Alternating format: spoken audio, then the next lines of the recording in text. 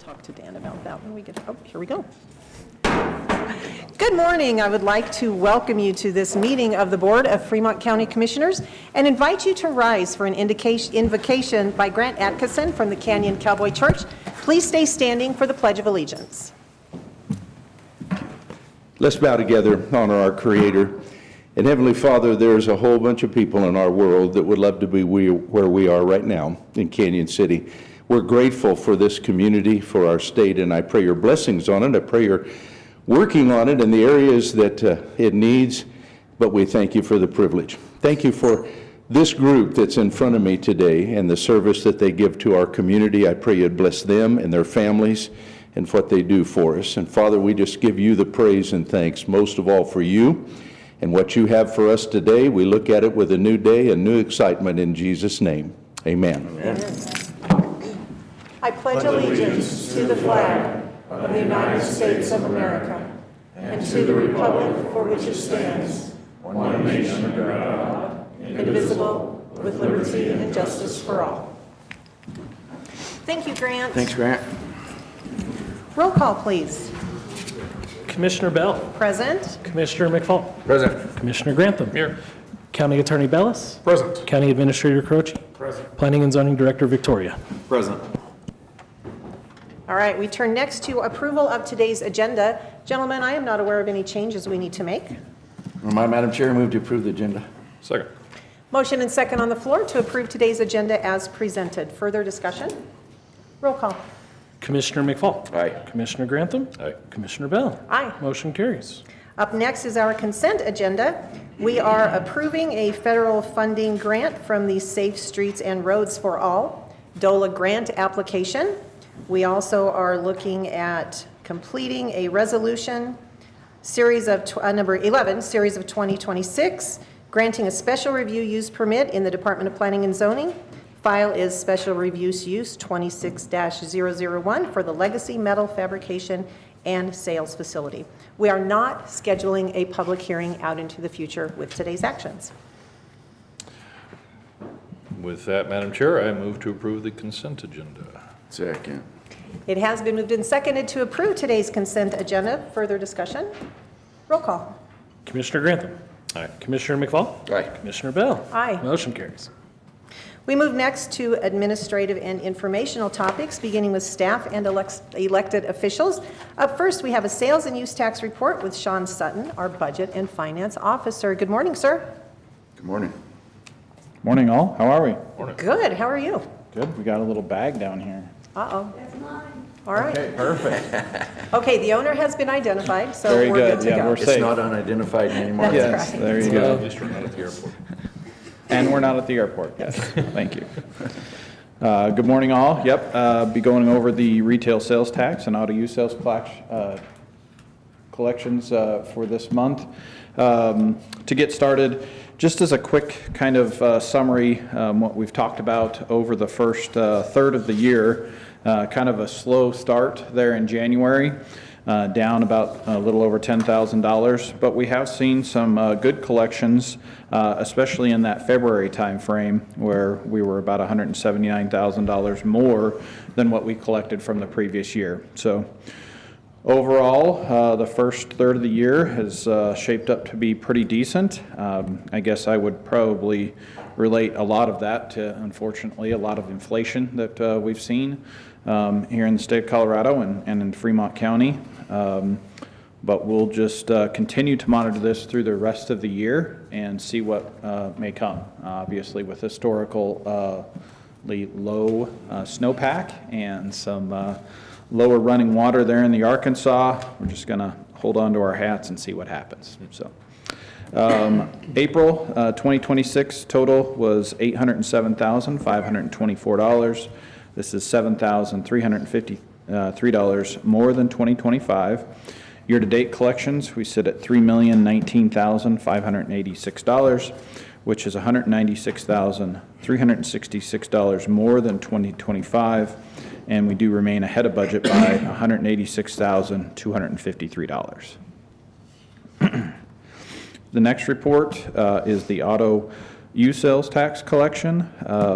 This has kind of been a little more of a bumpy ride, up 1 month, down another the other month, but this month, good news. May totaled $155,209. This is $38,610 more than 2025. Year-to-date collections, we sit at $582,940, which is $3,544 less than 2025, but ahead of budget by $54,294. Next is the lodging fund, and this is through April 2026. So just remember, 2025, the state was updating their system. Kind of took a little while to kick out the bugs, maybe, for 2025. And it seemed to get back in line kind of in that September timeframe. So we'll look, a lot of these numbers are going to be different here in 2026, but we'll look at kind of that by September to see what the bottom line's going to kind of be. So April 2026 totaled $20,239 collected. This is $29,326 less than 2025. Year to date, we sit at $84,125 collected.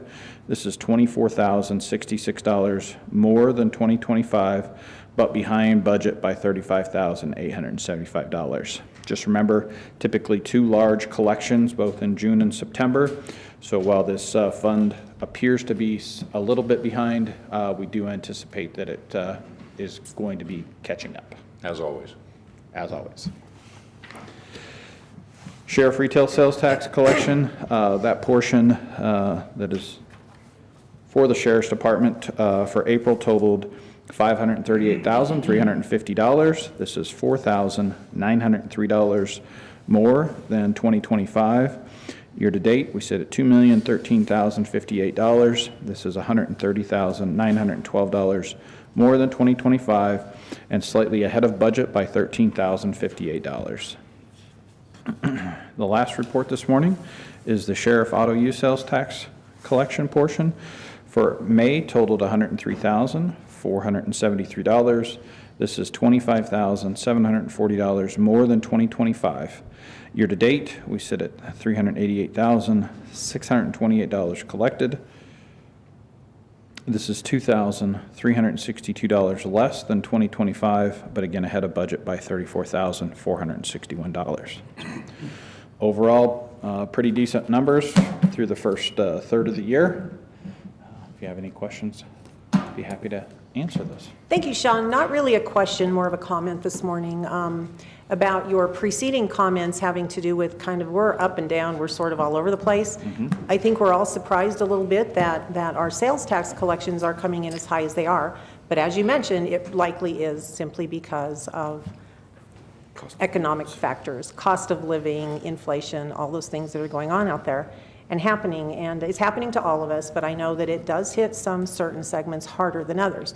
But I just really want to point out again this morning, Fremont County does not charge sales tax on food that you buy at the grocery store. Correct. That is unlike the city, that is unlike the state, that is unlike most municipalities and most counties.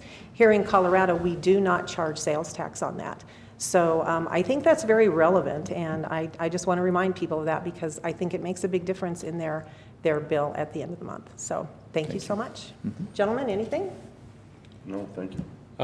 Just to add on to that, on the retail sales tax collections, that first one, because they are kind of all over the place. I mean, these are positive numbers. It's better than seeing negative numbers on this first sheet.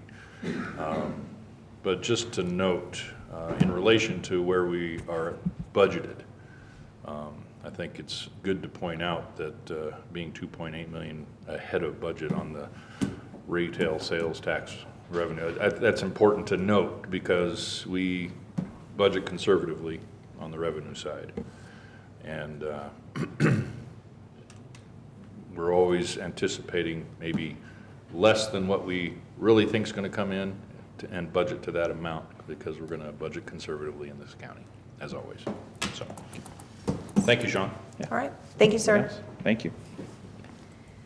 Up next, we have a county administrator's report from Tony Carochi, our county administrator. Good morning, sir. Morning, Madam Chair. Good morning, Commissioners. Good morning, everyone.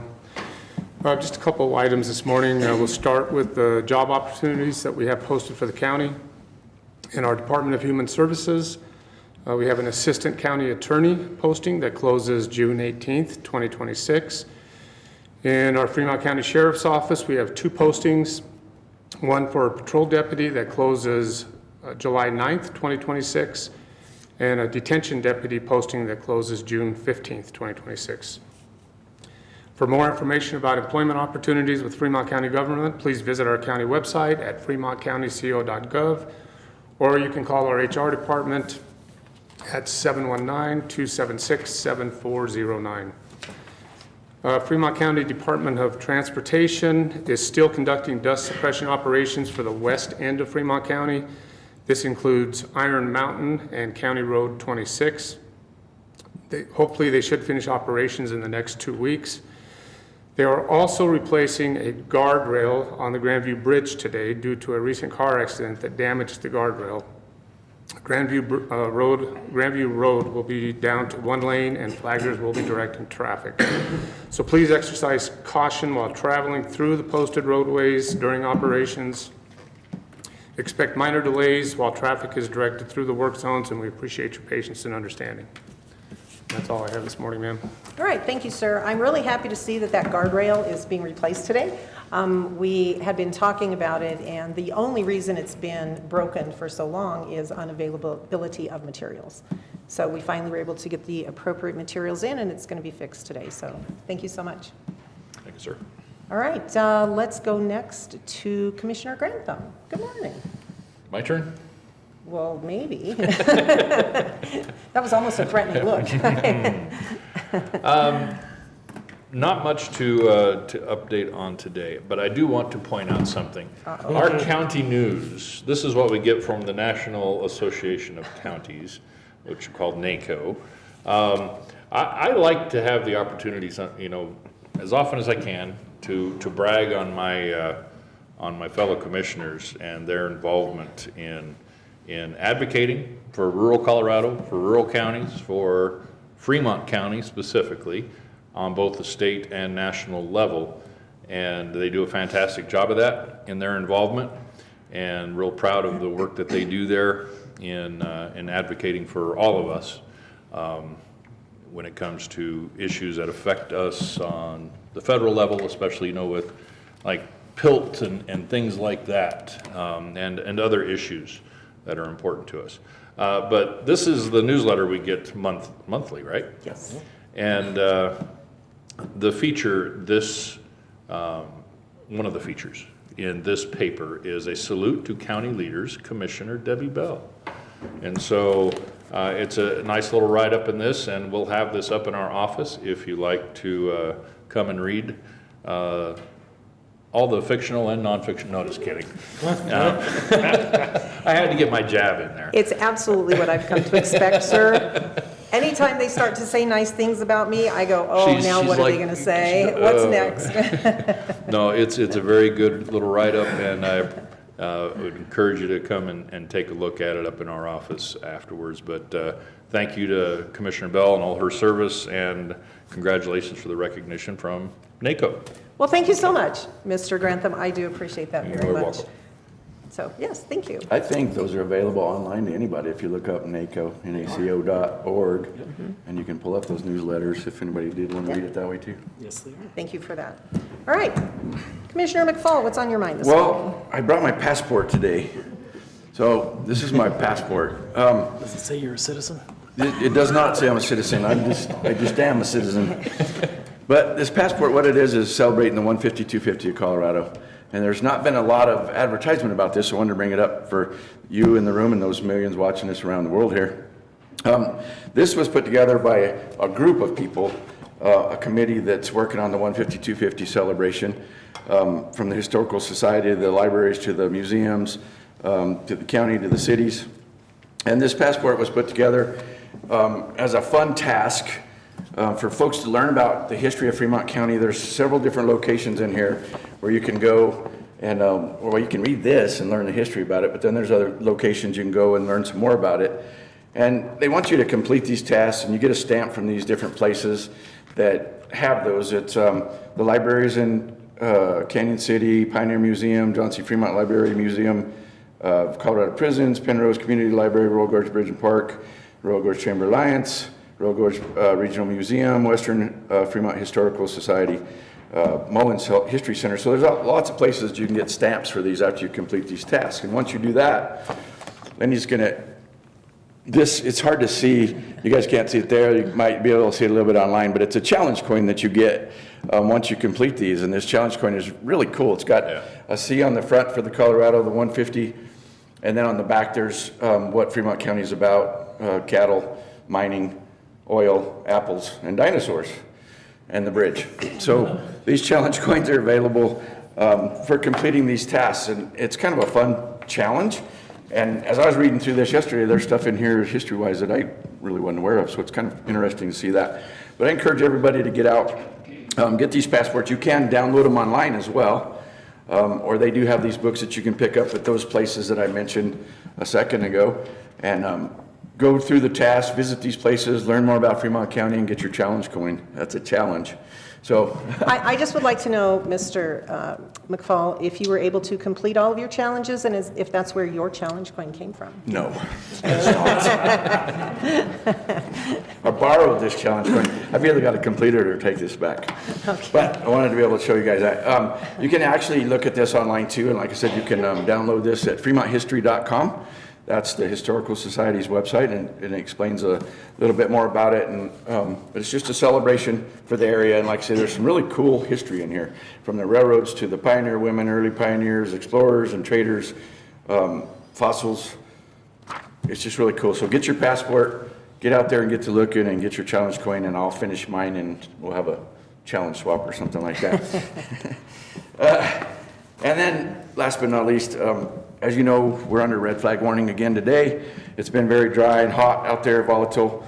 There was an article in the paper the other day about me mentioning hot and dry, and I was just short of Yogi the Bear. Well, I brought Smokey the Duck, I guess. It says Smokey on his hat. And I got this the other day at Safety Jam, and I don't know, Smokey the Duck anyway. I guess it's show and tell day, I don't know. But it is very hot and dry out there. The water levels in the streams and rivers are getting dismally low. I'm on an irrigation water board on the north side of Canyon City, and we are barely able to get water into the ditches for agriculture use. And that water also feeds the Park Center water system. So it's getting very dry and very scary out there. Park Center has a meeting tonight. They're going to talk about probably going into some kind of restrictions or something. I know Canyon City's still talking about it, Florence, Penrose. Be careful out there. Be safe. Don't start any fires, because there's not any water to fight the fires. But also be very conservative with your water. We all like green grass and nice flowers, but I'd rather have it in my toilet and my sink in the house. So use it wisely, and together we can get through this. Hopefully it'll rain eventually. Like I've said in the past, if you're so inclined, bend the knee and let's say a prayer. Let's get some water on the ground. Thank you. Amen. All right, thank you for that. Let's go next to our clerk and recorder, Justin Grantham. Good morning, sir. Good morning, Madam Chair. Good morning, everyone. Let's see here. First and foremost, the 100-foot limit is in place for the election, so there's to be no electioneering, no open carry of your guns, no parking outside and loitering. I do not enforce that when you're just dropping off your ballot and leaving. It's the doing business in the county building is where that comes into place. So if you wear any hats, shirts, have pens, pins, all that stuff, please leave it in your car out of sight. Ballots are made out on Monday, so you should be hitting your mailboxes hopefully Wednesday. If you don't get them by next Wednesday, please call my office and let me know so that we can verify your address, your mailing address, and stuff like that to make sure something wasn't incomplete or is redirected somewhere else. Voting center. Yes, sir. Go ahead. Can they still sign up for the notifications, the text notifications? Yes. So there is a website. It's ballottracks with an X on the end, .net. You are automatically signed up if you provided your email to the clerk's office. However, if you haven't gotten any of those notifications, you go to that website and you can either get a phone call notification, an email, or a text message notifying you when we mail out the ballots. So if you haven't signed up, you won't get that because we just mailed them out. When you return your ballot and we've received it in our office, and then the third notification will be if we've accepted your signature to count your ballot. If you don't get that third one, you'll be receiving mail from my office saying come in and provide your signature because the one that you turned in did not match our bipartisan team of judges, and we need to verify you are who you say you are. So in-person voting opens June 22nd on Monday, 9 a.m. over at the Garden Park Building, 201 North 6th Street. Other than that, inside your envelope, you have a massive amount of instructions of where all the drop boxes are, the times that they open, where everything is at. But if you have any other questions beyond that, please call my office at 719-276-7340. All right, thank you, sir. I just have a couple of quick things. First, I would like to again say thank you for the recognition. I appreciate that. Speaking of advocacy, Commissioner McFall and I spent part of last week in Keystone with the annual Colorado Counties Incorporated Summer Conference. It was one of, honestly, the best conferences that I've ever been to, especially because of a couple of different sessions that I was able to attend. One of those, I found it so interesting. It was called State of Leadership, Navigating Polarization and Building Trust. So I went into this session, full of hope that they're going to teach us how to deal with some of this anger and the polarization that's happening in our country today. I go in and sit down at a table of unknowns to me. Turns out they were other commissioners from around the state, folks I hadn't really met yet. And immediately the conversation begins that, boy, I can't stand those darn counties, not exactly the wording, but those darn counties that all of the commissioners agree on absolutely everything. It's groupthink. They don't have a mind of their own. And boy, did they get an earful from me. So I just let them know, you're being totally and completely unfair right now. You are not giving anyone in this room their due. We are all elected on our own right. We are all elected on our own beliefs, not on what someone that we may or may not end up working with believes. I talked about how it is true. The three of us see eye to eye on almost everything. We really don't sit up here and have arguments. Occasionally, I think like maybe twice last year, one of us will vote the opposite way of the other two. We do have our own minds. For me, what's the most interesting is we get to the same place, but we do it in different ways. And I kind of described it. I said I typically, probably because I'm a woman, but I see the two gentlemen I work with, coming around at a decision from this way and talking about all of these things, and they end up right here. And I said, I'm over here, and this is what I said, wandering in my own personal wilderness, thinking the same things and working my own mind through it, but I also end up in exactly the same place. And I said, that's not groupthink. We actually do have our own minds, and we know how to express them, and that's why I'm sitting here telling you these things.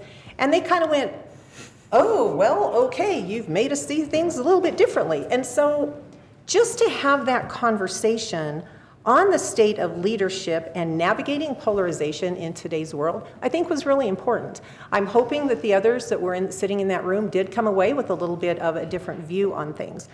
The other one that I sat through that I thought was pretty incredible was a session on mental health in Colorado's modern day agriculture. And so we had the opportunity to watch, it's about a 45-minute video that features Tony Hass, our current CCI president, and he is a commissioner from Los Animas County. From Los Animas County. Tony is a really great guy. Tony is dealing with a lot. He is a full-time rancher in his own right, but he has worked for decades with friends that he is now losing to suicide because they no longer can deal with the stress and the pressure of trying to continue ranches here in Colorado that have been in the family for over 100 years. So our folks deal with a lot when it comes to agriculture. I'm kind of still trying to work in my own mind through different ways that here in Fremont County we might be able to help some of our own folks, but I just want to let people know there is help available. And so if anyone sees this, has a recommendation to an ag friend, a farmer, a rancher that you may know, have them get in touch with me. I would love to be able to share some of those resources that we were able to get last week up at conference. So it was a pretty amazing experience. Okay, anything else? All right, let's move on. the good As stuff. commissioners, we do value what our citizens have to say to us. We always have space on our agenda for citizens who may wish to address the commissioners on a matter that is not scheduled on today's agenda. Do we have anyone with us today who would like to rise and speak? All right, seeing no one, we will move on. We have no old business to deal with today, so we will jump right into new business. This first one is pretty special, I think, for all of us. This is recognition of the retirement and years of service invested in Fremont County by Linda Sand. Linda, if you would please step forward. You can bring John with you or anyone else that you might like to. See, somebody come on with me.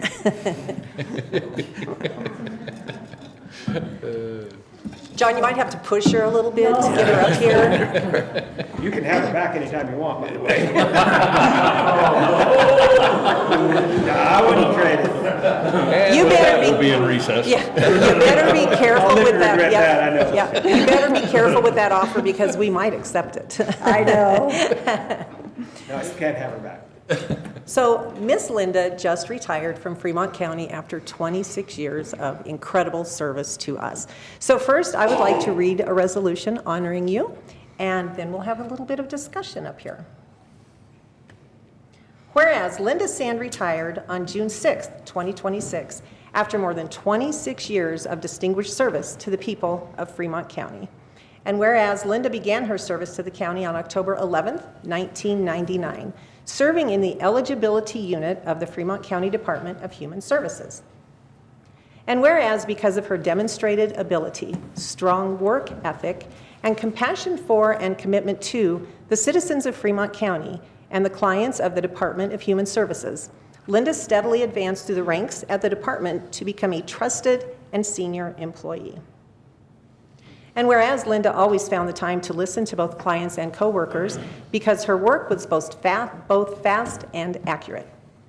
And whereas Linda consistently demonstrated the ideal of service above self during her tenure at the Department of Human Services, consistently going above and beyond the duties in her job description and becoming trusted advisor, compassionate counselor, taxi cab driver, pet food purchaser, benefit card home deliverer, big sister and friend to many of her clients, all on her own time and dime. And whereas after 24 years of service at the Fremont County Department of Human Services, Linda transitioned to the Vital Records section at the Fremont County Department of Public Health, where she was recognized by both the county and the state for her efficiency and accuracy. And whereas during her tenure, Linda earned the respect and admiration of colleagues, county leadership, and the citizens she served. And whereas Linda's knowledge, experience, and institutional memory have been invaluable assets and will be sorely missed. And whereas Linda's retirement concludes a distinguished career marked by excellence and dedication. Now, therefore, be it resolved that the Fremont County Board of County Commissioners does hereby extend to Linda Sand our grateful appreciation for her faithful and dedicated service to Fremont County and its citizens, and our heartfelt congratulations on her well-earned retirement, and our sincere best wishes for safe travels, happiness, and good health in the years to come. Linda, thank you so much for your service. Thank you. Thank you, Linda. I have something to point out.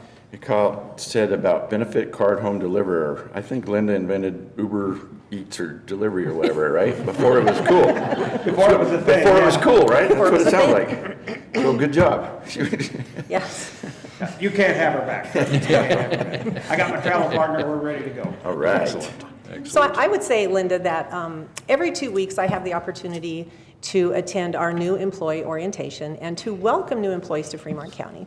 One of the things I always tell them is I hope that this becomes a career for them, that they're the right people, they're here at the right time. We are looking for people who can make a difference in our community, the people who connect to our community, people who really want to stay here and make a difference in the lives of others. And I just realized this morning reading through this, you are the example of that. You are the one I should be holding up as the shining example here in Fremont County. You've done so much for all of us. We appreciate you very, very much. So thank you for all of that service. Thank you. Thank you, Linda, for your service to this county. I mentioned earlier, I look forward to the opportunities I get to brag on my fellow colleagues, but more often than not in these meetings when we get to do something like this or we recognize what our county employees are doing or have done, we find ourselves fortunate to be able to brag about what they have done for this county. And you're the epitome of one of those selfless servants that has made Fremont County better. So thank you very much for everything you've done. Thank you. Yeah, all I can say is ditto. I can't add a whole lot more, Linda. Thank you for your service, so we appreciate you. You will be missed. With that, I would like to make the motion to accept this resolution number 12. Second. All right, we have a motion and second on the floor to accept this resolution number 12, series of 2026, honoring Linda Sand on her retirement. Further discussion? Let's do roll call. Commissioner Bell. Aye. Commissioner McFall. Aye. Commissioner Grantham. Aye. Motion carries. All right, we have some things for you if you would like to come up, and we're going to take a picture or two as well.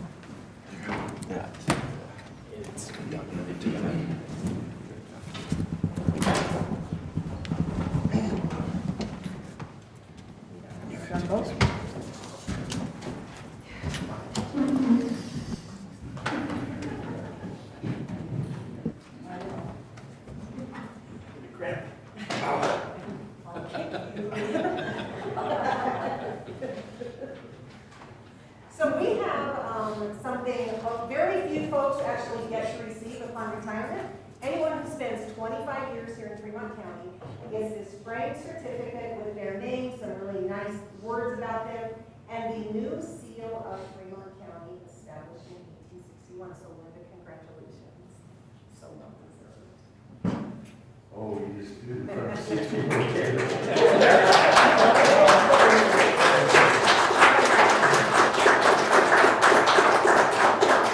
Hey, thanks, Tony.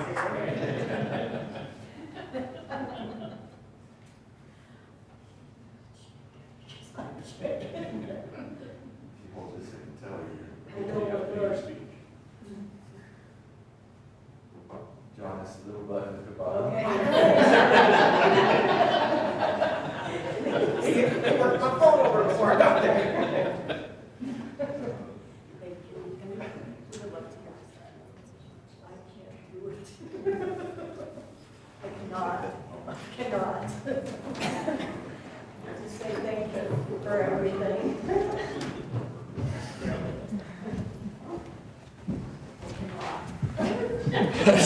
She's like leaving. Everyone is urging words from Linda, and Linda says, I just can't. But she did say thank you for I everything. did, thank you for everything, and thank you guys. It's been a ride. I would like to point out, we do have many of Linda's former coworkers here in the room from both departments that she worked for. I also would like to let the public know we have a reception for Linda here in our building in the atrium, just outside these doors, immediately following this meeting. So if anyone would like to come, please do. She's also got brothers and sons and grandsons and lots of family back there too, so. Yes. All right, Linda, thank you so much. Boy, we have another really big one on our agenda up next. Item 2 of new business. Outstanding Civic Leaders of Fremont County. This is for Walter and Gloria Shep to join the board of Outstanding Civic Leaders that is up in the entryway of Fremont County's administration building. We have with us this morning Ed Norton, Jerry Collette, Dr. Shirley Squire, and Dick Baker. Any of you who would like to speak to this, please step forward.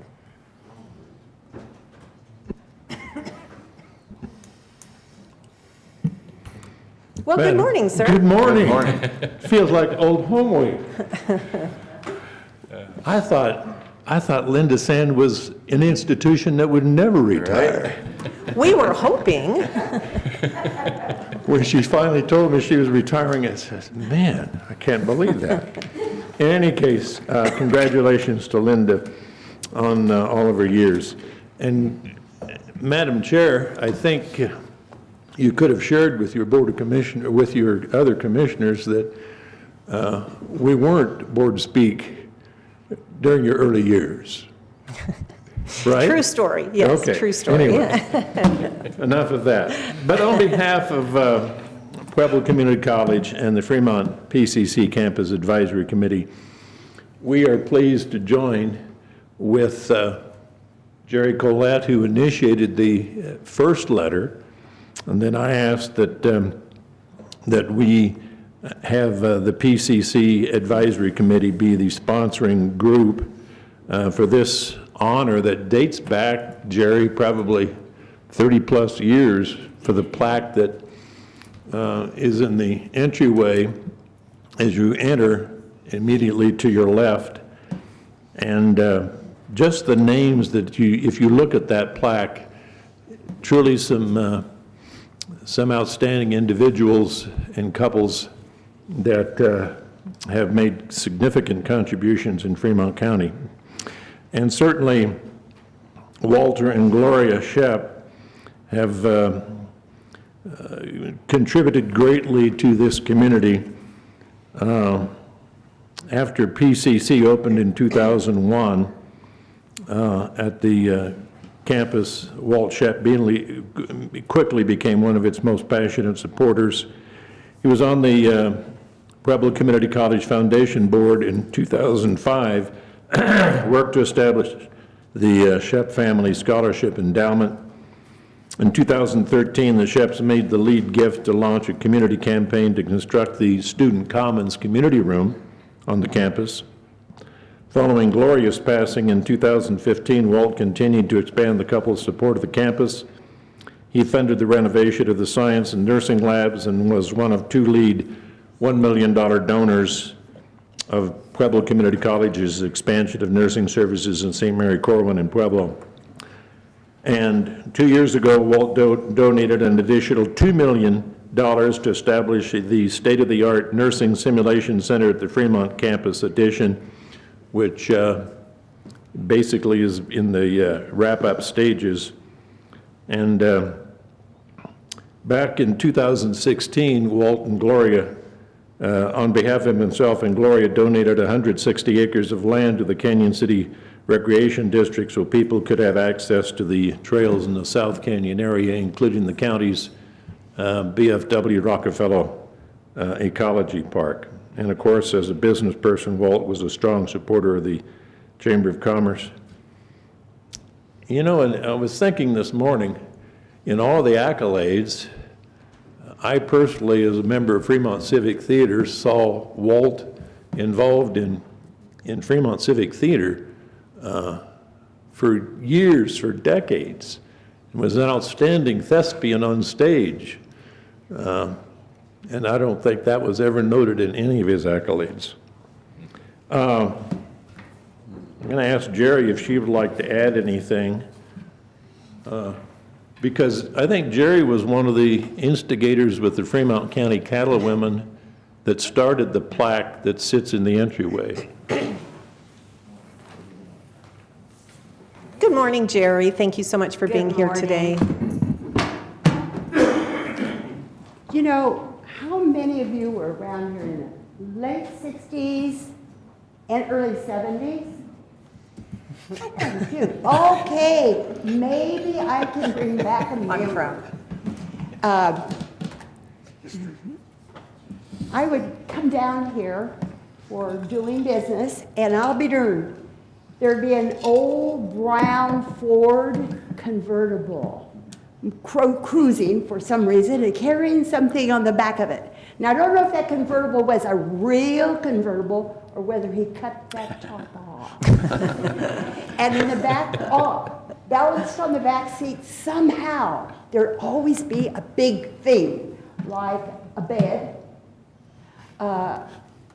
furniture for the house, and this guy is proudly driving this old Ford. And I often thought, don't you have a friend with a pickup? And why hasn't someone offered this pickup? Well, you don't see that old Ford anymore. Years go by.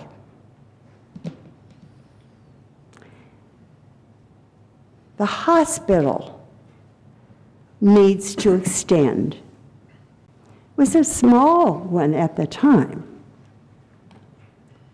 And they asked for donations. Who but that fellow with that old brown Ford donated nothing under $100,000 at that time to add the 2 community rooms and the whole front where you go in, the very entrance. I stopped by there to get some information the other day. And Rick Kemmerzel came up and he said, oh, that Walt, he never spent a dime on himself. Maybe that's true. But he wants to be remembered with Gloria, always. They were really a couple. Now we have a beautiful entrance to our hospital. We have community rooms we can use. And he did. Because soon you would see that there would be a senior driving classes. And I was one of the members that went to it. And I was impressed by that kind, quiet gentleman. I talked to him after the class, and I said, I like this so much, I would be willing to help you with it. I did. I don't know where 10 years went.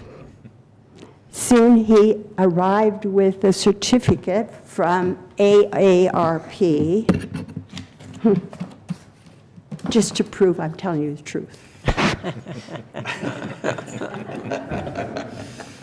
Jerry, if you'll hold it up in this direction a little bit, a camera can get a view of that, I would believe. There you go. Perfect. Okay. He didn't forget. You know he was thinking about a lot of other things. Well, soon we had a really neat idea emerge. We need a college. What? This place ain't the right one. Well, yes, it is. I know women from AAUW, from Altrusa, and men as well, made trips several times to Denver to the legislative sessions and spoke up. We need this college. And they would come up with questions. They probably already knew some answers. One of the questions was, where in the world would you put it? Well, the little space up here that used to be for the women to grow gardens. It really does belong to the state already. We don't have to buy another piece. Oh, that's answered. So soon, there's a groundbreaking. But I liked your numbers, because I asked a lot of people for questions with numbers, and some of them were going, about this. So AAUW didn't have much money, but they gave their money, and they came to the groundbreaking. And we didn't have, someone said, we don't have a shovel. Well, I had one that I had a broken neck here, and I had it already taped. And so I gave it to the person who was going to stand there and do that. But when it came, it looked like don't forget, girls want college education too. And aren't they some of your best nurses? Jerry? Yes. If you could speak more into the microphone so people listening to us can hear you. I'm speaking anyway. Thank you. When I went to the college the other day, and I didn't even say Walt's name. Everybody came to me. I don't know if there was an angel that came by and said she's going to come. But anyway, I didn't say his name. I just said something about how much money, and they go, Walt. Everybody knew who exactly I was talking about. We're not talking piddling money here. He already has given them $14 $15 million. Maybe Rick was right. He didn't spend a dime on himself. And he does it quietly. And he and Gloria really wanted to lift up those who needed here, to provide some really valuable education and economics to our county. It's kind of fun when you go to a new doctor and a little nurse comes in, or he or she. Ask him, where did you get your training? You're going to hear that PCC. He didn't just help Little Canyon City, he also helped Pueblo. Well, if you've walked or driven on the road around the circle down here to go to the college, you'll often see kids walking to college or coming from. They wore a trail. Well, Walt became aware of that, and he bought a van, gave it to the college, not just one for us, but one for Pueblo. And it's still running. And even today, something is happening out there. And again, there was so many groundbreakings. And she went to the groundbreakings. And she's been hanging not where the other shovels get to work. Her work is groundbreaking for PCC. As a matter of fact, really, again, just to prove I'm not lying, Daily Record had a picture in the front page. And this one, I am using her to shovel.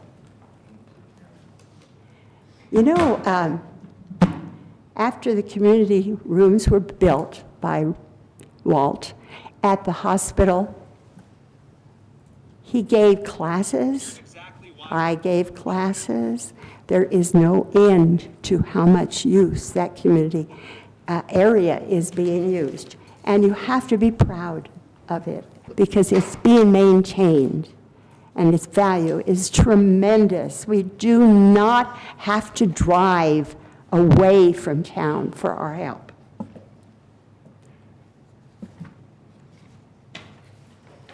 And with that, if I haven't told you enough, I think you know. Both Walt and Gloria really cared here about, and you know what? They're from the East Coast. That's different. Her father had the first taxi cabs in New York. Maybe that's why the van came up. He was an ambassador from America to an Asian country. I don't know where they got those millions, but they used them well. And they proved to all of us they cared about Fremont County. Rural? I heard that today. Rural? There's more rural than us, but boy, we got it right. Thank you for listening to me, and I do please ask you to enter their names on a little plaque out here by the door, because they were the most outstanding people in their time and should never be forgotten. Thank you. Thank you, Jerry. Jerry.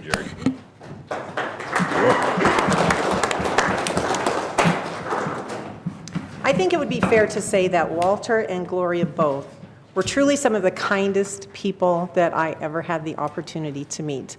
Walter had, and we've discussed this a couple of times up here, Walter had a hat. He was well known as a very staunch Republican, and he had a hat with pins that were decades old. And I've always kind of wondered what happened to that hat upon his passing. Oh, it has appeared frequently since his passing. I'm not sure who has possession of it, but I know Martha Simmons, There you go. former chair of the PCC Foundation, and she was a great friend to Walt beyond the foundation, and she's coordinating some of the final events as well. Its last appearance was at the chamber banquet when they were Yes, recognized. that's right, it was. Yeah. All right. Commissioner Grantham, I think you have the plaque that is going to be added, or the plate is going to be added.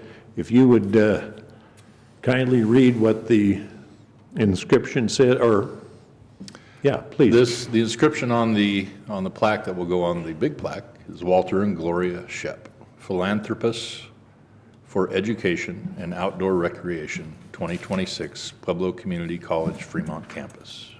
So, on behalf of Dr. Shirley Squire, who's here also with me representing the advisory committee, we are pleased, along with PCC, to be the sponsoring group to request their names be added. And one final note before you take the vote is that we invite the Board of Commissioners and all supporters of the Fremont PCC campus to attend the dedication of the Shep Nursing Simulation Center. That's going to be Thursday, August 6th at 11 a.m. So we'll have other kind words to say at that time. Thank you very much. Thank you so much for being here this morning.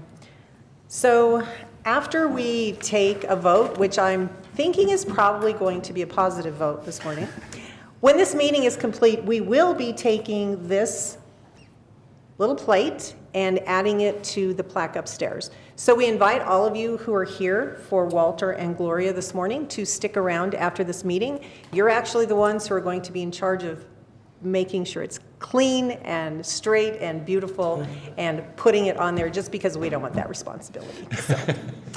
All right, gentlemen, comments? I've got a comment, just, it was mentioned, Jerry mentioned it. Walter and Gloria, not only were they giving, but they were humble about it. They didn't brag about it, anything else, and anytime there was a dedication, especially at PCC when the wing was built, the nursing, and they filled that place up with the machinery and stuff that they needed, they just kind of, okay, we're here, but they didn't want the accolades, I guess, for it, because they were great people in that way, and really admired them for that. So God bless them both, and they were great people. Yes, absolutely, they were. Yeah, and we were talking about the memories, that we have of Walter and Gloria, of course, all that they did for this community. It's unmatched, really, in this community, what all they did. And of course, my first introduction to Walter and Gloria, like you said, was through local party politics, and not so much the Fremont campus. But of course, you get to know them and you learn their influence around the community and their involvement and their support of this community as a whole. It was just amazing. You see the plaque out in our breezeway up here as you come in, and you see the names that are on there. I think, Ed, you mentioned it, and you see this, the atmosphere of which those names reside in this county. The most recent one that we put up there, Carol McNew. And you might not know some of the folks that are on that, but you wonder, well, what in the world did they do? How do they decide who goes on that plaque? And their bottom line is the people that end up going on that plaque, it's so obvious because they live in a different atmosphere of what they have done. Stratosphere, thank you for the word. They reside in this different stratosphere of their meaning to this community as a whole. And Walter and Gloria, I remember when Dick and Jerry first came in the office and were talking about this, and they mentioned Walter and Gloria's going on the plaque, and it's like, okay, yeah, that's obvious. There are certain people that you just go, well, of course, they need to go on this plaque. And may we all be better for them, and having known them. I know the county certainly is better for having known Walter and Gloria. So if you are ready for a motion, I would be glad to give you a motion, Madam Chair.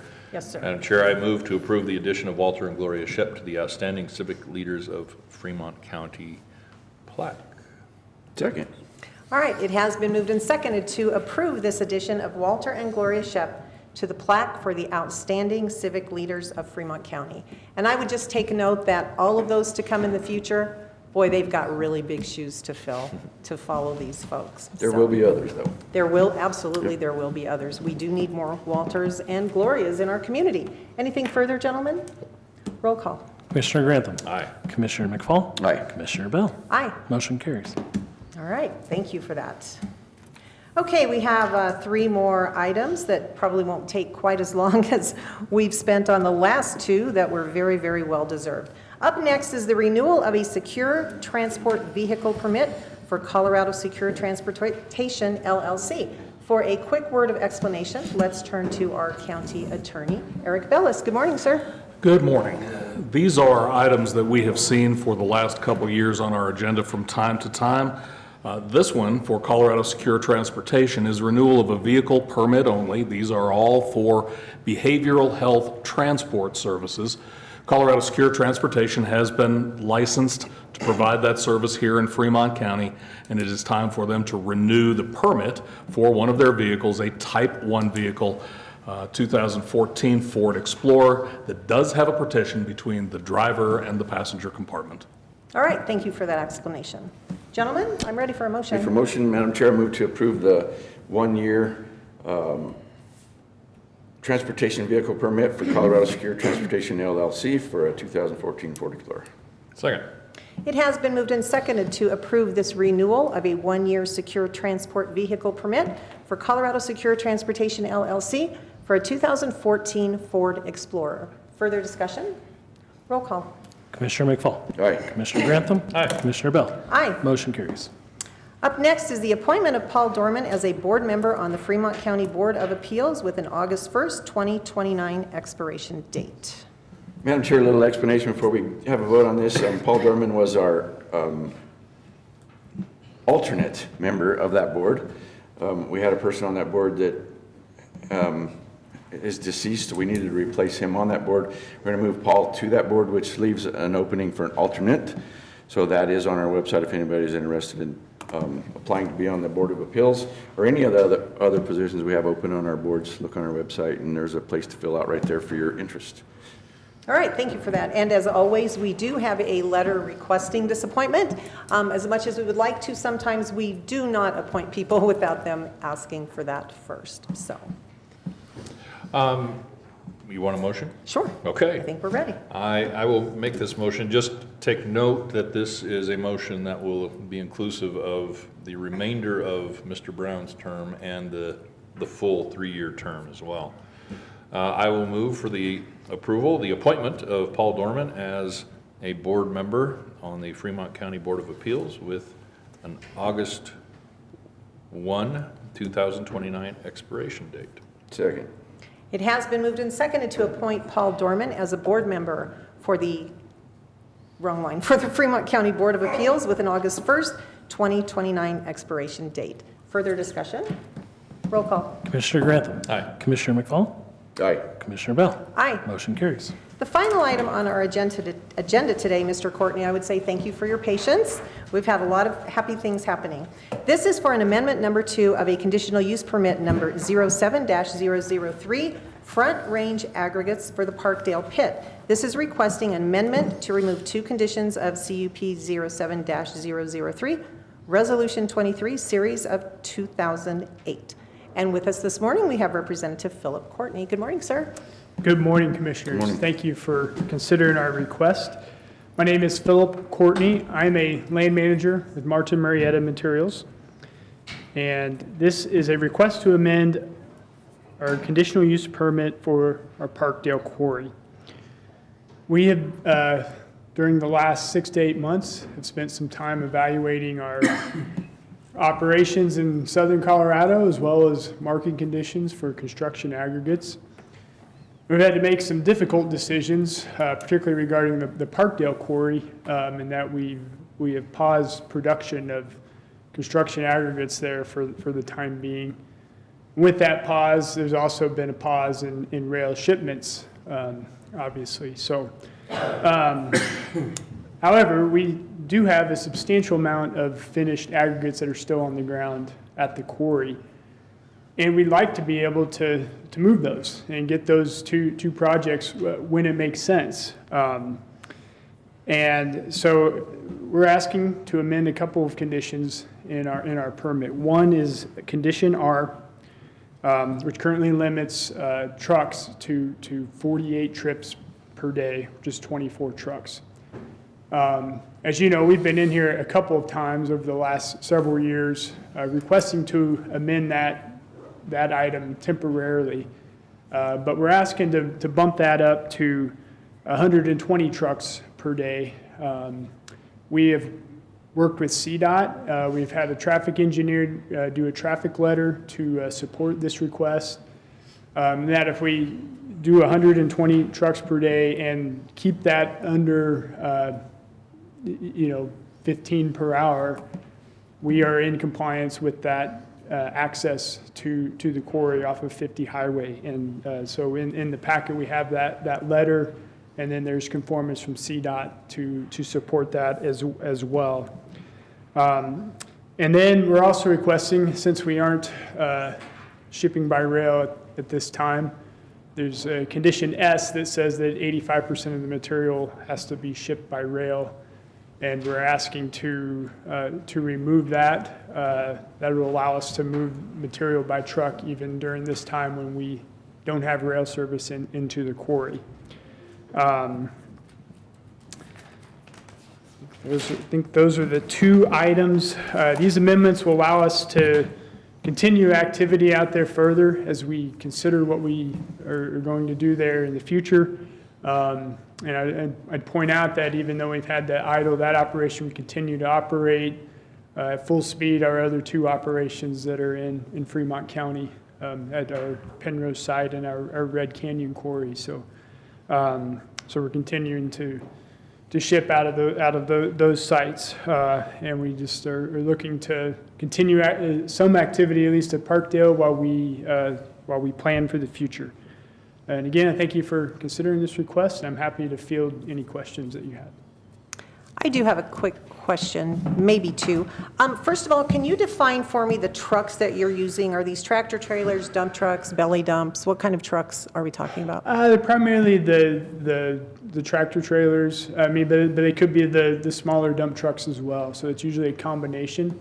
It just depends on where they're going and what the nature of that job is. Okay, that's it for me for now. Questions? Yeah, I do have a question. Yes. Thanks for being here this morning. You've mentioned it a couple times, you're kind of uncertain of the future of the quarry itself. We've approved a big expansion of that, so we know that there's material there that can be used, and I'm sure that there's market factors and everything else involved in this, but you can't give us an answer of how long this is going to be, I'm guessing, at this point. So I guess this is a comment to us. I'm wondering if we want to do this and make it a temporary fix rather than a permanent amendment to this, because if they ever do get back in production, we need most of that to go out by rail just because of the traffic on Highway 50. So we need to figure out how to do that, I think, to make it a temporary amendment. I can speak to that some. I think you're correct. I can't give you a definite time frame.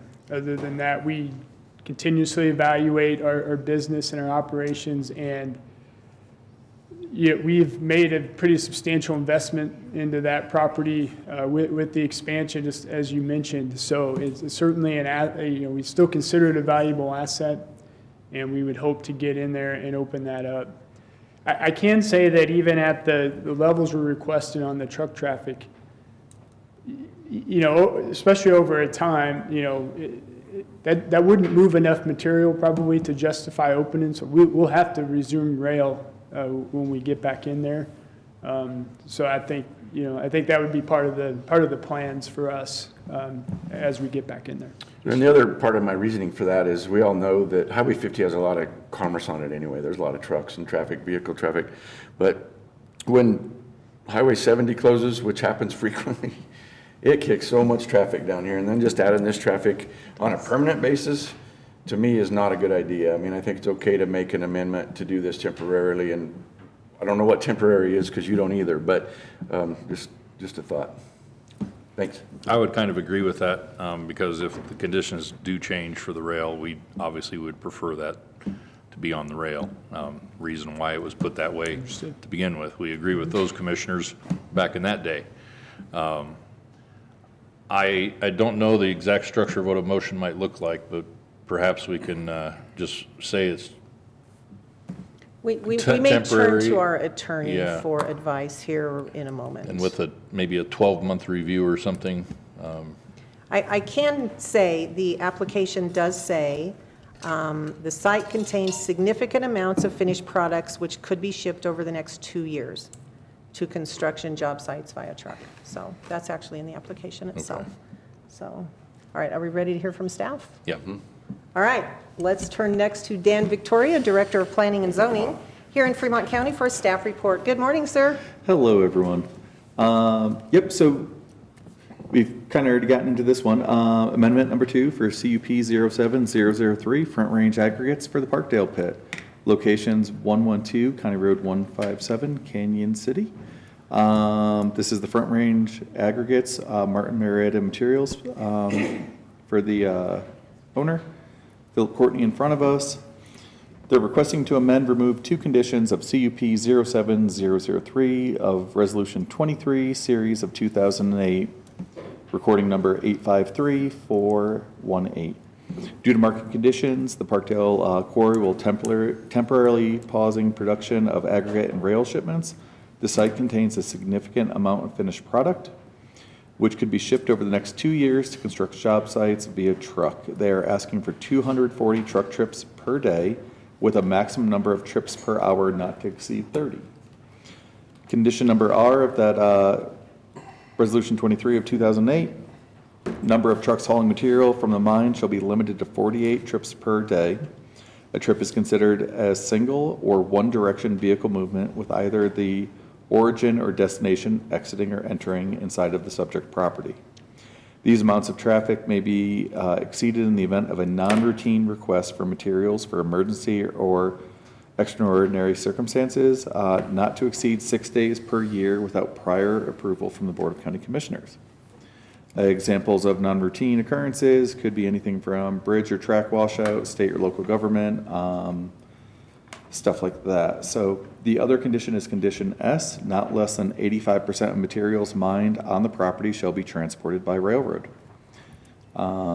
They submitted all requirements, all of the original resolutions and amendments to the original approval letter.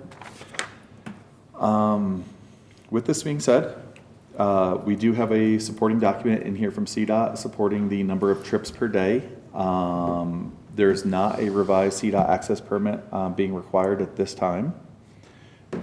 So the department recommends approval of the amendments to Resolution 23 of Series 2008. The amendment to amend Condition R to allow for 240 truck trips per day with a maximum number of trips per hour not to exceed 30. And to remove Condition S to allow all material to be transported by truck. You guys did bring up a great point with putting a time limit on this or reevaluating. So if the market does allow to send it out the way by rail like it used to, but that would be your guys' call. All right, thank you, sir. Any questions for Dan at this point? Nope. No questions, just another kind of comment on that. I'm glad you want to move that material out of there, and nothing against moving that. I think it's just the future, looking into it a little bit longer than is what I'm looking at here, and the safety of the Highway 50, which is kind of dangerous at times. Sure. All right, I'm going to ask our county attorney to weigh in on perhaps the best way to accomplish what you're hearing us discuss. There are 2 ways that I can think of to do it. One would be to suspend operation of the current conditions for a period of time. The other would be to suspend unless and until production resumes. Because what I understand is they are not going to be producing product, but they have a large quantity of product that they would like to remove from the facility. That product has already been processed and is in final form ready to ship. So the 2 ways are either suspend for a period of time or suspend unless and until production begins. Okay, thank you. Mr. Courtney, do you have any comments to anything that you've heard up here this morning, the staff report, what our attorney had to say? No, I think even if you want to, do it for a period of time and then, as we make plans and if we get back into production, we could evaluate at that time. But I think anything that would help us move that material on the ground, that was what prompted us to come in. That's what prompted us to come in and work with Dan and his staff on how we could accomplish that. So. How about we do this, it does say kind of requesting 2 years in there. How about we do a 2-year suspension of condition R&S with you guys coming back to us maybe 6 months before the end of that or 3 months before the end of that? You should know conditions by then, whether we need to extend it or change it. I would still have the top end limit, not completely suspend R. Yes. It would still Yeah, come sure, with the absolutely. stipulation To of change the, it. yeah. Yes. So it wouldn't necessarily be a suspension of R, it'd be a change. change of condition R. For the trip count of Yeah. 240 and not more than 30 per hour. Right. Correct. Okay, all right. Would you like to Yeah, I'll- attempt a motion? I'll work on that. All right. All right, Madam Chair, I move to approve to CUP 07003, Front Range Aggregate at Parkdale Pit, a suspension of condition S, which is no less than 85% of the material shipped by rail, and a temporary change to condition R, which is the trip count, bumping that to 240 trucks per day, a maximum trip of 30 per day, to go for 2 years from today's date, with you guys coming back in 3 months before that with a condition update. That work? And this does fall underneath an amendment to yeah. the CUP. So it'd be 240 a day, no more than 30 More per than hour. 30 per hour, yeah, I'm Yes. sorry, I said 30 per day, yeah, sorry. That didn't make sense, does it? Okay, yeah, 240, 30 per hour. Did we cover it adequately? I think we did. I think so, yes. Okay. Second. All right. It has been moved and seconded. Now let me attempt to amendment number 2 for CUP 07-003, Front Range Aggregates at Parkdale Pit at 112 County Road 157 in Canyon City. This is a amendment of 2 conditions of CUP 07-003, Resolution 23, Series of 2008. This will temporarily suspend condition S for the next 2 years, as well as change condition R to make it 240 truck trips per day, maximum number of trips per hour not to exceed 30 trips. And this is for a time period of 2 years from today. Correct. All right. We have someone in the audience who would like to speak. Yes, sir, if you would like to rise and come forward, please. And identify yourself for anyone who may not know you. Ed Norden, Canyon City. Having been on the board when the original Front Range Aggregates permit was approved, I agree with your motion and the intent. I would have a question. Is all of the truck traffic coming out of the quarry eastbound traffic? Is any of it going westbound up the canyon? And I guess the other curious point is when we approved the original permit, we were told the way to make that quarry economically viable was train transportation of the quarry. And I guess I'd be curious to know why now it's more economical to move by truck. All right, if you'd like to answer those questions. The first question about direction of traffic, yeah, most of that traffic is then coming east out of that quarry. It's always possible some of it could go west, but the vast majority of it is going to go east. And actually, I think we would still concur with what Mr. Norden said about the long-term economically is dependent on rail. I think we really did initiate this with really figuring out, well, we do have these stockpiles on the ground, but since we're not shipping by rail now, we really need to move them by truck. And, at this time, it's not like we're going to see these levels of traffic every day out of there. These levels are to so we can get a job, enough of a job to justify getting some personnel in there to load, and we can send out on a day, but this isn't going to happen every day at this point. So we are good with the time limit, and as we evaluate this, we think rail is still going to be what makes this quarry work long term. So it feels to me, if I'm categorizing this correctly, it feels to me like this is a temporary fix for temporary conditions, an attempt to keep Front Range aggregates functioning and in business here in Fremont County while you are searching for a long-term solution. Okay, thank you. I would probably also, correct me if I'm wrong, characterize it as the only thing less economical than having to use truck instead of train traffic is letting that aggregate sit on the ground, not being moved. Yes. Correct. All right. Okay. Yep. Anything further? Nope. All right. Let's do roll call. You might have one. Yep. Oh, okay, yes.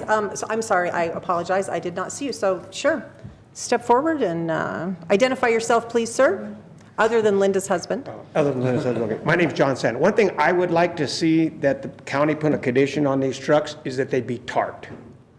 These trucks coming through here, I mean, years ago, we shipped coal out of the south field out of Energy Fuels.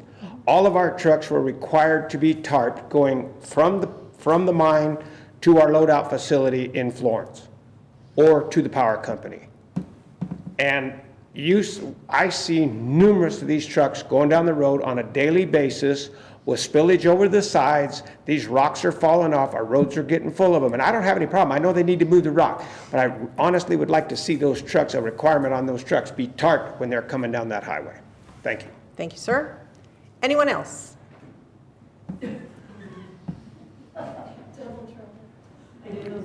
Mike Stradrika.